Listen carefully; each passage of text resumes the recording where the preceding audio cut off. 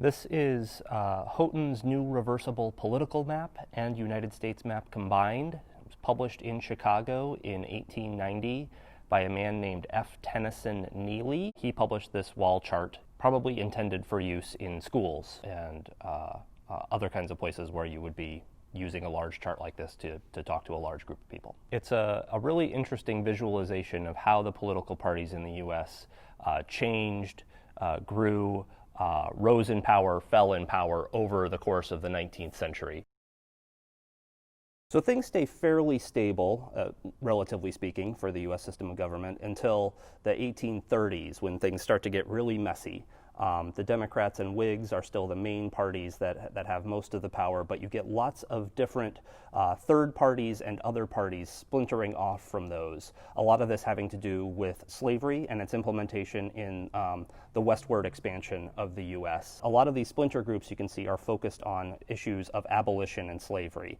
There is actually an abolition party here, and the Anti-Slavery Society being the roots of that, the Liberty Party, the Free Soil Party, which is one of the best known strictly focused on slavery parties in U.S. history.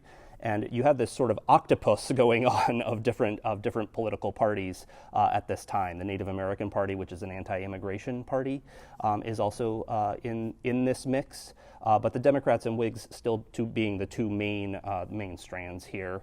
Until we get into the 1850s, when there's sort of a collapse of the Whigs, all of these different groups splintering off from it, and the Republican Party being developed out of a lot of that chaos. After the Civil War, we enter the Reconstruction period when Republicans are still dominant and in power with Ulysses S. Grant's administration. You do have some groups coming off of it as well, some sort of splinter groups and sort of single issue parties. The temperance and prohibition is one strand that comes off at this period and becomes a really focal point issue in the U.S. at the time. Reconstruction, of course, a lot is focused on the southern states and punishment that would be administered to them. When would they be welcomed back fully into the Union? Purity of elections is mentioned towards the end. People worried about voter rights and election safety. People interested in unnecessary taxation and unjust taxation.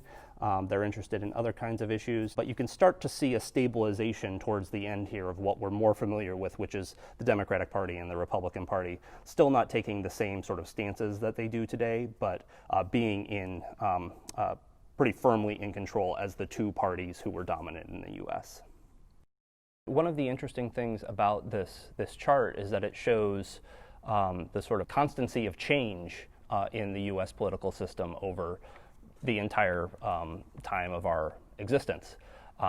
We tend to sometimes think of the sort of two-party system of Democrats and Republicans being this firmly set in stone, static kind of institution in the U.S., and this chart very clearly shows that it hasn't always been static. There's been a lot of change, both in what the parties are called and who is in power, as well as what the issues were that were driving those changes in power and changes in the parties themselves. There is this sort of hopefulness, I think, to this as well, in that change is not only possible, it's going to happen.